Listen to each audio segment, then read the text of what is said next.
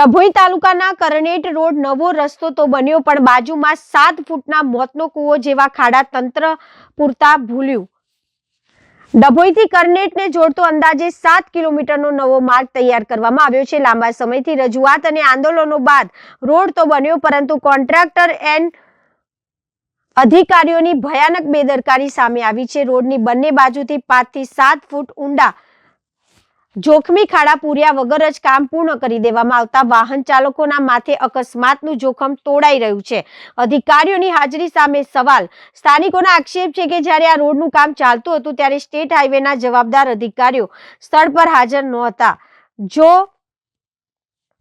અધિકારીઓએ દેખરેખ રાખી હોત તો રોડની સાઈડમાં રહેલા આટલા મોટા ખાડા પૂર્યા વગર ડામરનું કામ કેવી રીતે પૂર્ણ થયું હોત।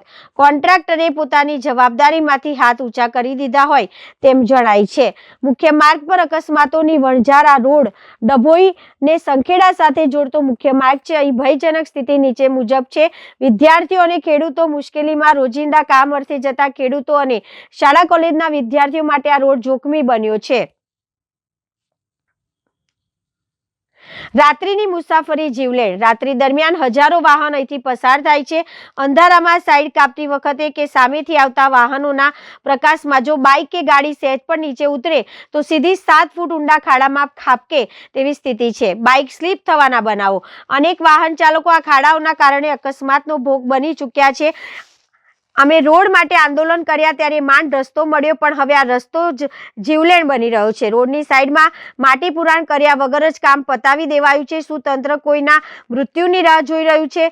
સ્થાનિક વાહન ચાલકો જનતાની માંગ તાત્કાલિક સાઈડમાં પુરાણ કરો તો લોકોની માંગ છે કે ઉચ્ચ અધિકારીઓ આ મામલે તપાસ કરે અને કોન્ટ્રાક્ટર પાસે તાત્કાલિક ધોરણે રોડની બંને બાજુએ યોગ્ય માટી અને કપચીનું પુરાણ કરાવે।